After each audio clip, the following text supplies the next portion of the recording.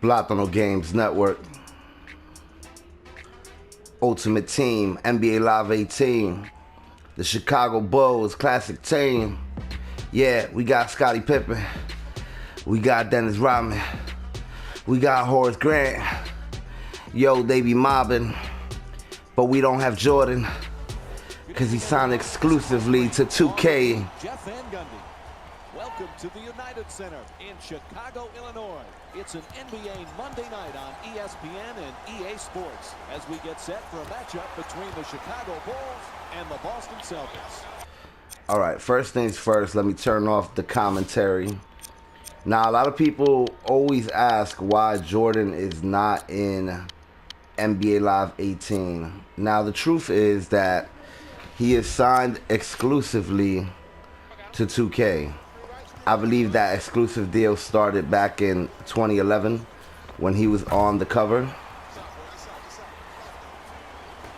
But we have other Chicago Bull legends representing the team today.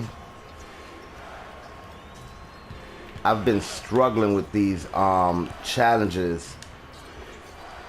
Woo! Rodney Hood, always keeping it hood, shooting them threes. So we've been struggling with these classic team challenges. I was not able to beat the Orlando Magics, which featured Tracy McGrady, Penny Hardaway, Terrence Ross, Shaquille O'Neal. And now today we are taking on the Bulls.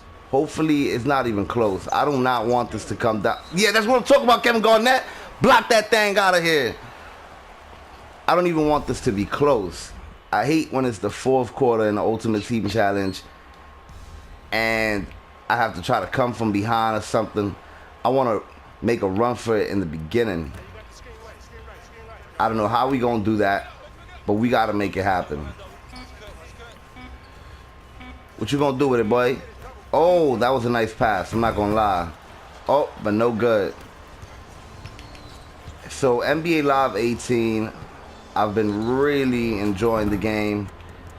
PlayStation sent me an email which broke down which games I've played the most in 2017, and I was not surprised to see NBA Live 18 at the top. I was surprised to see how many hours I put into it. Apparently, I put 220 hours into NBA Live 18 last year, and that kind of blew my mind because the game released in September. So that means in the last 4 months of the year, I put in more time in NBA Live 18 than any other game. In second place was NBA Live 16, which shows my loyalty to the franchise. I never ended up copping NBA 2K17. I stuck with NBA Live 16 for 2 years. And my patience was rewarded with this game, NBA Live 18. I'm very excited to see what NBA Live 19 does next year. I believe it will finally feature the Frostbite engine. I believe that the conversion to the Frostbite engine was originally intended. Woo! Terry Rozier. I knew I should have started with him at point guard. I made the right decision. So, I believe that the original switch to the Frostbite engine was intended for NBA Live 18, but after NBA Live 17 got canceled, they continued development on it and turned it into NBA Live 18 and delayed the conversion to the Frostbite engine 1 more year, which ironically gives NBA Live 19 a couple more years of development time.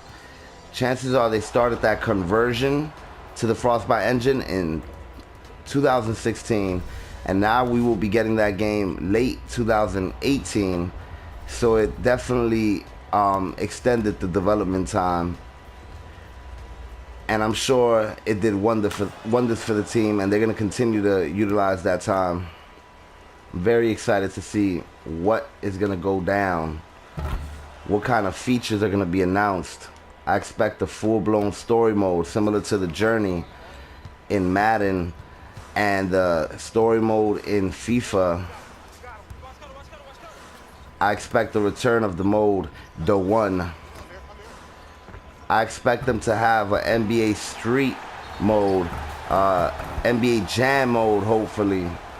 The sky is the limit for NBA Live 19. Hopefully they give us classic teams for us to play with in Play Now and Exhibition mode, because not a lot of people get to enjoy these legends that the game features simply because they're restricted to the Ultimate Team mode. They gave us the edit roster feature a couple weeks ago in an update, which was incredible, and it's still far from perfect, but it works. And now all we need is the ability to play some of the legends in teams and have a legends pool to select from. You know, I never noticed that Terry had tattoos on his leg. Shout out to the development team of NBA Live 18 for that detail. I'm sure that's easily missed. Come on, what you gonna do with it, boy? After the edit roster feature came out, there was a glitch. Shoot it. Woo! After the edit roster update, there was a glitch that didn't allow you to sub out players before the game. The substitutions you made would not go into effect, but they finally fixed that. So now you can just adjust the rosters right before the game instead of having to go to the edit roster feature. Nice block by Kevin Garnett. And we are off to a 7-point lead thanks to the 2 3-pointers from Rodney Hood and Terry Rozier. I'm very impressed with the Boston Celtics this year. They've been struggling as of late, but I think there's a huge gap to fill in the East. Don't be surprised if the Toronto Raptors make it to the Eastern Conference Finals against the Boston Celtics. It's highly possible that these playoffs will be wide open, even for the West. I remember the Oklahoma City Thunder struggled early on, but they seem to have found some kind of stride. They definitely look like a team that's going to compete come playoff time. But will anybody knock off the Houston Rockets? I said at the beginning of this NBA season that we are entering a new era of basketball. A bunch of teams completed their rebuilding process by removing key players that have been the focus of their franchise for the last couple seasons. These teams include the Indiana Pacers, the Chicago Bulls, the Miami Heat. The Boston Celtics completely revamped their team, only keeping 4 players out of the 15 from the previous season that led the NBA in the East. And I was really impressed that these organizations had the confidence to make such a switch, and it seems to be paying off. The Indiana Pacers, in my opinion, are performing better than expected. They just beat the Spurs last night. They have wins over the Cavaliers as well as other teams. The Detroit Pistons are definitely a playoff team. Defeated the Warriors 2 times this year. I'm very impressed with the Los Angeles Lakers.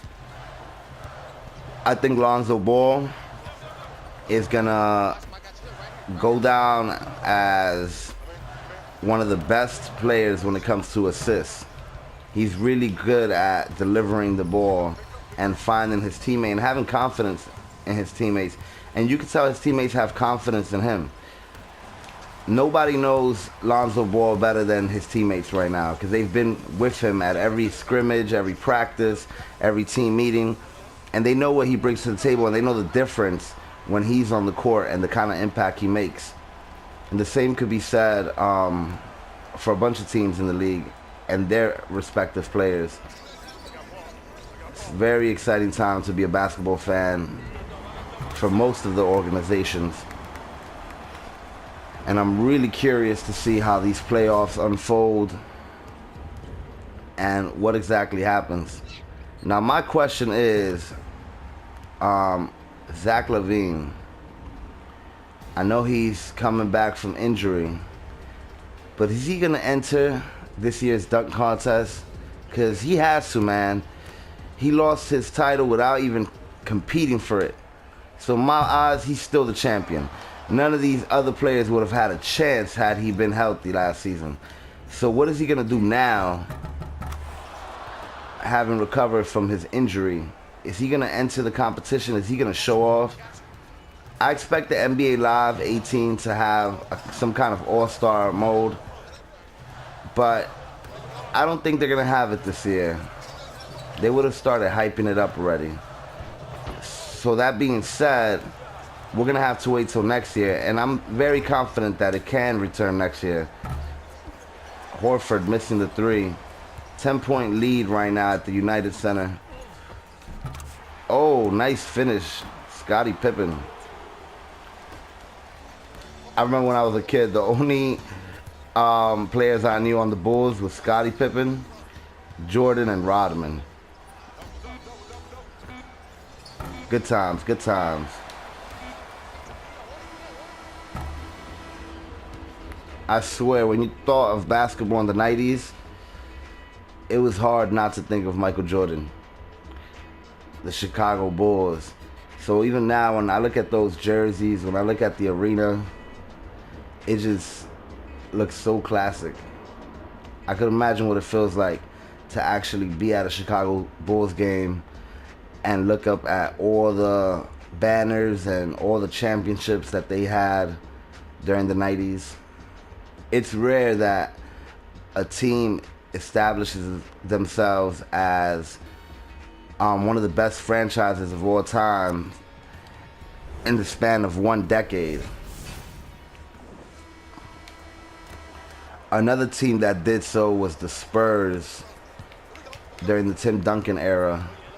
They really caught up to other dynasties and other franchises, the way that they constantly competed for titles. And oh my God, Rodney Hood. Just look at the way he stepped into that. I don't play with the shooting meter, so for me to make shots, you have to go off rhythm, you have to feel it. Just look at the way he stepped into that shot. He knew what he was doing. He was bringing the hood to the court. We are now in the third quarter, and I'm confident that we're going to get this victory. Sometimes when I'm having success with one camera angle, I don't switch to the other. I stick to the one. I usually play better with the ESPN camera angle. I'm not sure why. I think it goes back to my NBA Jam days, where the only option, the only option you had was, oh my goodness, I knew that was going to be good. Where the only option you had was the broadcast TV kind of camera.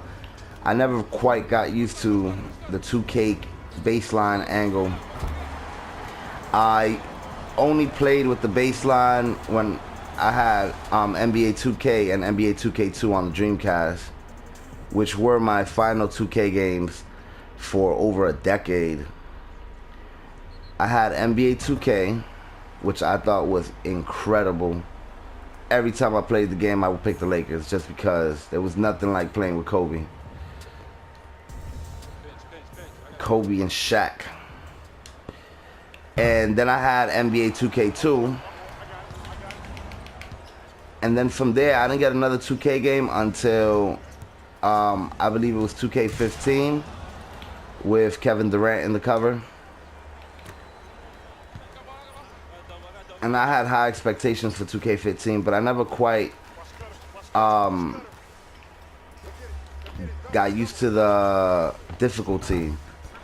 And it led me to believe that the difficulty in 2K was almost a cheat. I would see the computer make almost every shot, and I would miss almost every shot. Kind of ironic, huh? It'll be like a deep three from near the half-point line, and they'll still make it swish, swish, swish. Every shot they made was swish.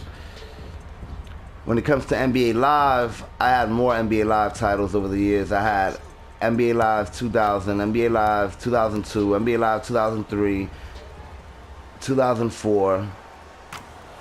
I believe 2003 had Jason Kidd, 2004 had Vince Carter. I didn't get NBA Live 2005, but my boy would bring it over all the time. I think 2005 was with Carmelo on the cover. And that was the last NBA Live I played. Either NBA Live 2005 or 2006 was the last NBA Live I played for years. And then from there, I'll just download the demos and try it out every year. And when I tried that NBA Live 10 demo, I was impressed. Everything was just perfect. From the shoot around during the loading menus to the size of the players, the graphics, the gameplay. And eventually I bought the full game, and I played that for years. I actually have NBA Live 2010 videos on my channel under the moniker NBA Live 13 because I had the updated rosters at the time. And then I was patiently awaiting for the return of NBA Live with NBA Live. Oh my God, Rodney Hood. Stop playing so hood, boy. Why you playing so hood, boy? Look at this shot. He knew that was going in. Cocky SOB. So I was patiently waiting the return of NBA Live with NBA Live 14. And although it was far from perfect, it was the step in the right direction. If they would have canceled NBA Live 15 or something, NBA Live 14, they would have been back where they started without a basketball game in the market. At least with the release of NBA Live 14, they had a basis to improve upon, and I think it paid out tremendously for them because, Rodney Hood could not miss, man. He's the leader of this team. I thought Kevin Garnett was, but he's definitely the leader. So NBA Live 15 improved upon NBA Live 14 tremendously. It was faster, it was more responsive, more animations, and the visuals definitely made a jump. NBA Live 16 made another jump in the visuals, and the gameplay was more refined. And then NBA Live 18 just capitalized on that and took it to another level. NBA Live 18, I assume, is essentially the last NBA Live game to feature the Ignite engine. The last EA Sports game to feature the Ignite engine. So this is the Ignite engine at its max. And now we will be making that switch to the Frostbite engine. I predicted this years ago that NBA Live will start to change people's mind and take over around NBA Live 19 or NBA Live 18. And that was because I'm very familiar with the way EA Sports utilizes their engines. I saw it on the PlayStation 2. I saw it on the PlayStation 1.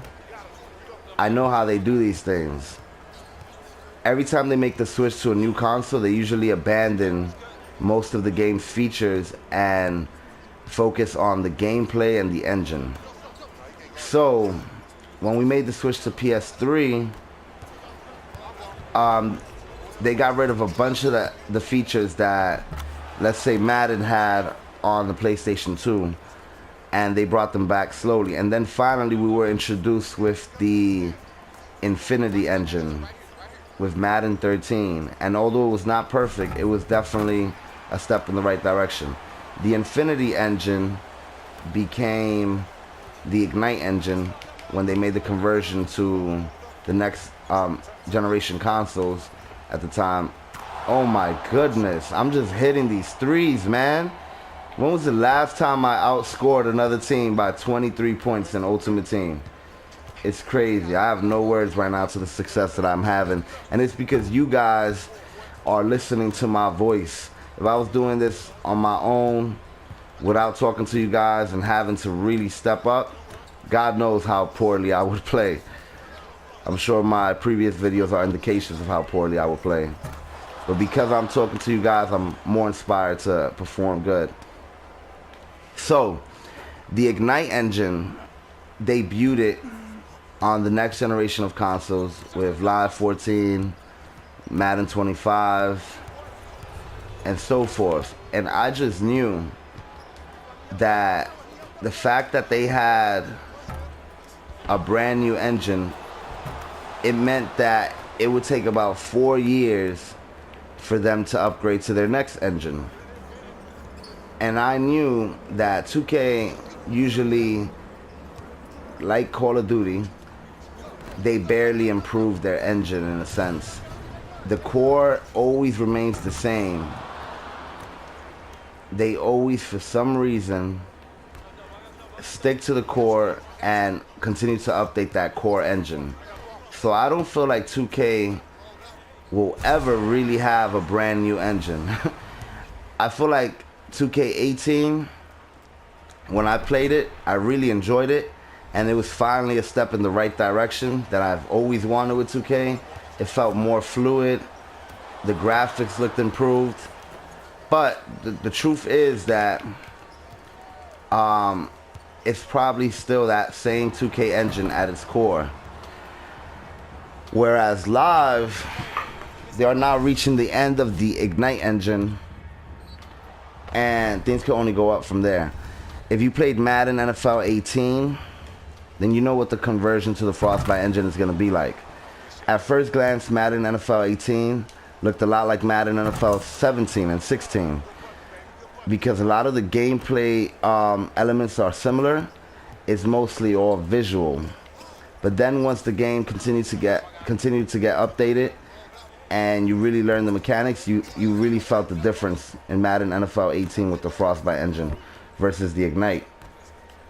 So I feel like the same is going to be said for the switch to the Frostbite engine for NBA Live.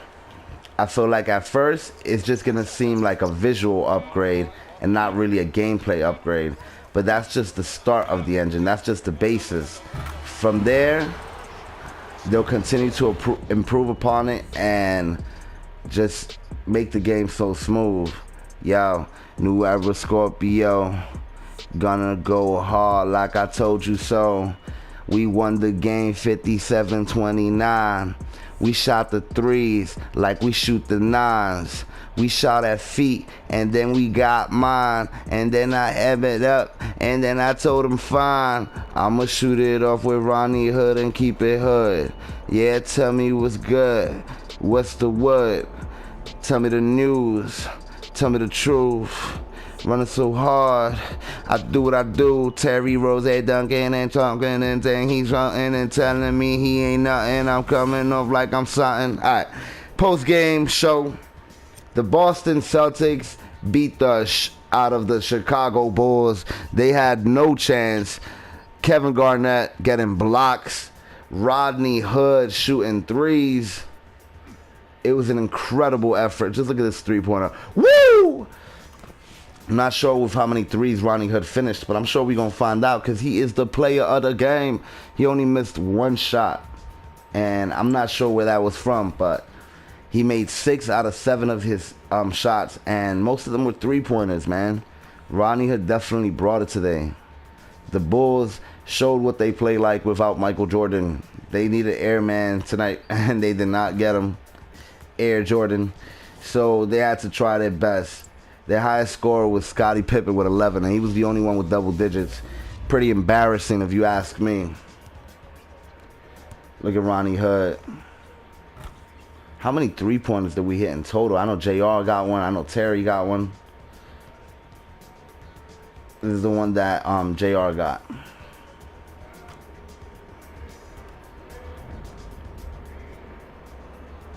7 three-pointers out of 10. That's nice. 70% of my three-pointers went in. Who's the player of the game? Al Horford. Let me see what he got. Oh, okay. 9 points, 7 rebounds, and 5 assists. Yeah, he definitely made the difference. And let's see which player was whack on their side. Chris Dunn. Who are you, boy? I don't even know who you are. Sorry. Top plays, number 3. Gives it off to Rodman. Rodman gets it in there somehow with a couple defenders in his face. Number 2. Steal by Garnett. Garnett heading towards the basket. Gives it off to Terry. Terry with the one-handed slam, showing off them aerial moves. And number 1. A 3 at the end of the game, which didn't mean shit, Chris. Sorry, Chris Dunn. It was too late already. Let's see how many coins we gathered. Money, money, money, money. These legend rewards that they give us are for temporary legends that you can only use for 3 games. To get real legends, you have to purchase them off an auction or get them in a pack, a legends pack. Ronnie hit 3 3-pointers. I think one of them was a long 2. That's where my confusion was. Thanks for watching. Subscribe for more videos. NBA Live 19 this year. Yeah. Nuevo Scorpio out.